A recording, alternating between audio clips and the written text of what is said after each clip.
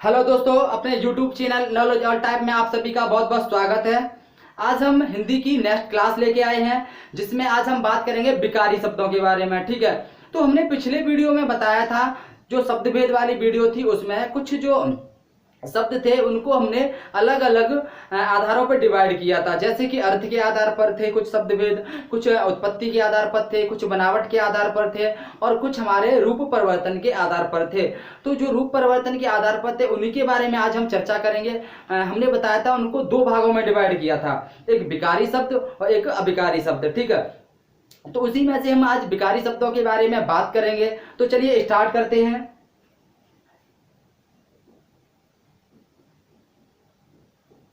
विकारी शब्द। ठीक है, अब हम देखते हैं विकारी शब्द। तो विकारी शब्द होते क्या है या फिर हम किन्हें कहते हैं। ठीक है, तो मैं बताऊं, ऐसे शब्द जो लिंग, वचन, कारक या पुरुष के माध्यम से अपना विकार चेंज कर लें उनको हम विकारी शब्द कहते हैं। जैसे एग्जाम्पल में मैंने कहा घोड़ा, तो घोड़े का हमने कर दिया, सॉरी, घोड़ा का हमने कर दिया घोड़े, तो इसका विकार चेंज हो गया। ऐसे ही मैंने कहा काला, काला का हो गया काले। मैंने कहा जाता, जाता का जाति। तो ये सारे के सारे विकार चेंज हो रहे हैं। तो ऐसे शब्द जिनका विकार चेंज हो जाए तो उनको हम विकारी शब्द कहते हैं। ठीक है, तो समझ गए होंगे। तो अब हम बात करते हैं विकारी शब्द के भेद। तो विकारी शब्दों को मैंने बताया था कि चार भागों में डिवाइड किया था हमने, संज्ञा, सर्वनाम, क्रिया एवं विशेषण। तो उन्हीं शब्दों को हम देख लेते हैं।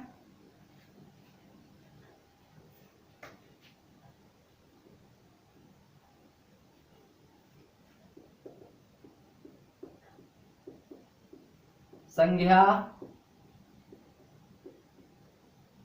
सर्वनाम, क्रिया,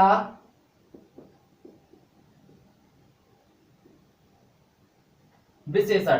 ठीक है, तो विकारी शब्दों को हमने चार भागों में डिवाइड कर लिया है, संज्ञा, सर्वनाम एवं विशेषण, सॉरी, क्रिया, विशेषण। ठीक है, तो आज हम संज्ञा के बारे में बात करेंगे, अगले वीडियो में हम सर्वनाम के बारे में बात करेंगे, फिर अगले वीडियो में हम इन दोनों के बारे में एक साथ बात करेंगे। ठीक है, तो हमें आराम आराम से पढ़ना है, और वीडियो थोड़ा छोटा ही बना रहा हूँ क्योंकि गर्मी बहुत ज्यादा है, आप लोगों को दिख ही रहा होगा मेरा क्या हाल है। ठीक है, तो कोई बात नहीं है, लेकिन संघर्ष है, लगे रहे।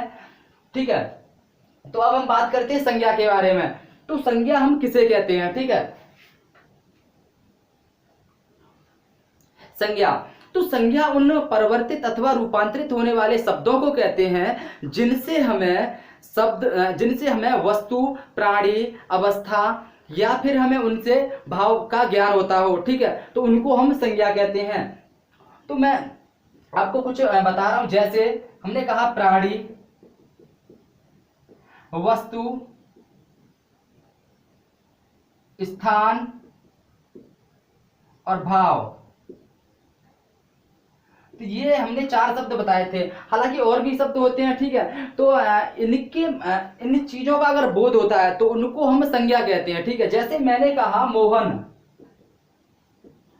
मोहन, तो हमें मोहन नाम से ही पता चल रहा है कि यह कोई एक प्राणी है, किसी इंसान का नाम है। ठीक है, तो यह हमें किसका, प्राणी का बोध हो रहा है। तो ये हमारी मोहन नाम, ये क्या हो जाएगा, ये वर्ड पूरा क्या हो जाएगा, एक संज्ञा है। ठीक है, इसी तरीके से हमने कहा कुर्सी, तो हमें ये पता चल रहा है कि कुर्सी कोई एक वस्तु है, तो हमारा यह संज्ञा है। ठीक है, तो वस्तु का बोध हो रहा है। तो मैंने पहले ही कह दिया, संज्ञा में जो परिभाषा है इसकी, तो हमें किसी वस्तु, स्थान या फिर प्राणी या फिर भाव का बोध हो। ठीक है, तो संज्ञा की परिभाषा हमने देख ली और संज्ञा के बारे में हमने जान लिया। तो अब हम बात करते हैं संज्ञा के भेद या फिर संज्ञा के प्रकार। तो संज्ञा को हमने पांच भागों में डिवाइड किया है। इसके या फिर पांच प्रकार होते हैं। एक व्यक्तिवाचक संज्ञा होती है, एक जातिवाचक संज्ञा होती है, एक भाववाचक संज्ञा होती है, एक समुदायवाचक या समूहवाचक संज्ञा होती है, और एक तुम्हारी होती है पदार्थवाचक या फिर द्रव्यवाचक संज्ञा। तो उनको भी हम देख लेते हैं।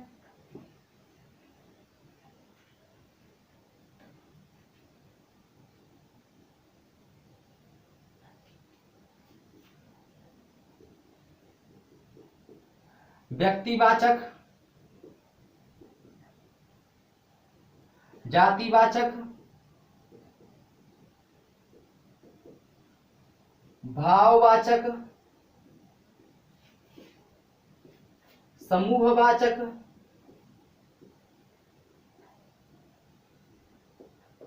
और पदार्थवाचक।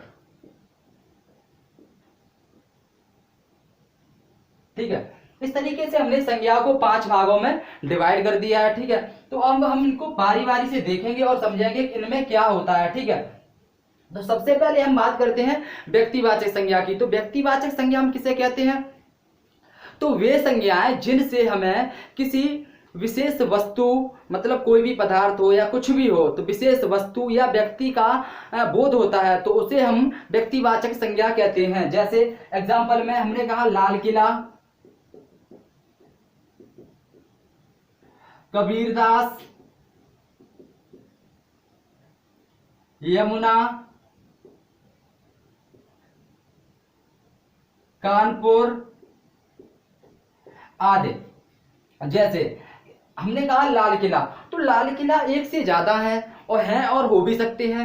जैसे हमारा आगरा का लाल किला और हमारा दिल्ली का लाल किला, लेकिन अपनी अपनी इनकी कोई अलग अलग विशेषता है। दिल्ली के लाल किले की कुछ अलग विशेषता है और आगरा के लाल किले की कुछ अलग विशेषता है। ठीक है, तो हमने पहले कह दिया था कि कोई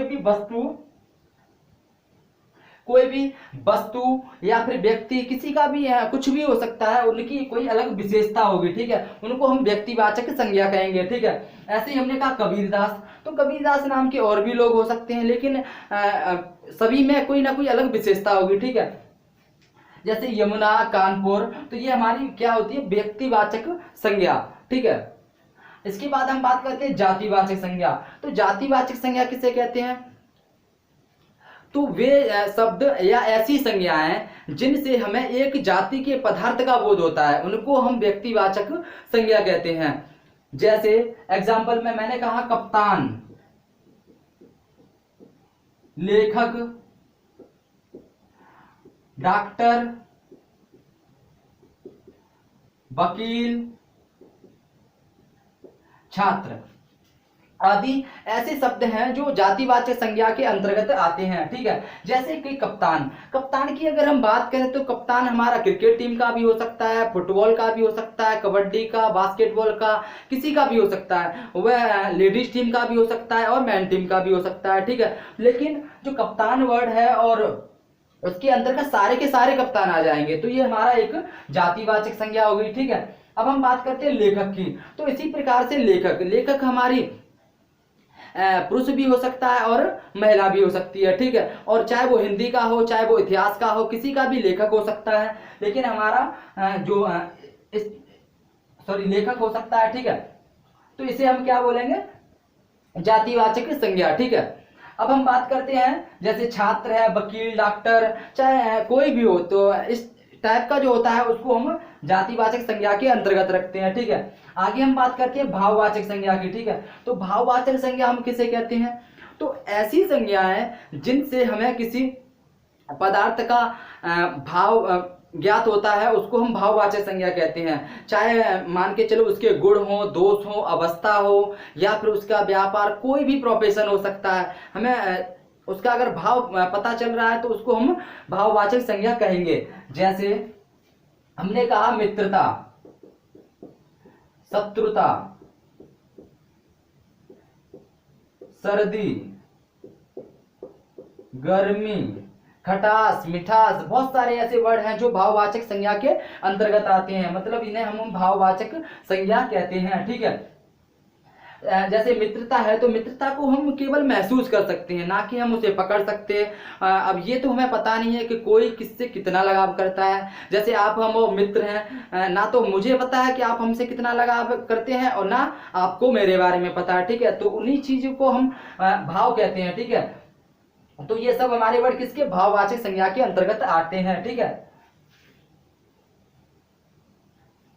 जैसे अब हम बात करते हैं समूहवाचक संज्ञा की। तो समूहवाचक संज्ञा हम किसे कहते हैं?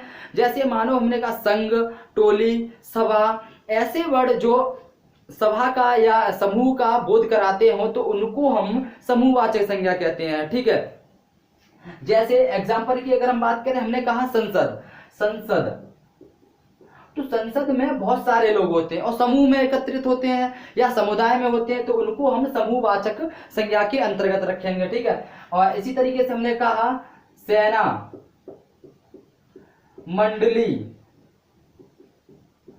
टोली, जत्था आदि ऐसे वर्ड हैं जो समूहवाचक संज्ञा के अंतर्गत आते हैं, ठीक है। अब हम बात करते हैं पदार्थवाचक संज्ञा की। तो पदार्थवाचक संज्ञा किसे कहते हैं? वे संज्ञाएं या वे शब्द जिनसे हमें किसी द्रव्य पदार्थ या फिर हमें धातु का बोध होता है, तो उन्हें हम पदार्थवाचक या फिर हमें द्रव्यवाचक संज्ञा कहते हैं, ठीक है। जैसे एग्जाम्पल की अगर हम बात करें, हमने कहा तांबा, पीतल, लोहा, सोना, हीरा, चांदी, पानी, तो आदि ये सब हमारे क्या है? पदार्थ हैं। कोई द्रव्य अवस्था में है तो कोई ठोस अवस्था में है, ठीक है। तो किसी को हम धातु कहते हैं, किसी को पदार्थ कहते हैं।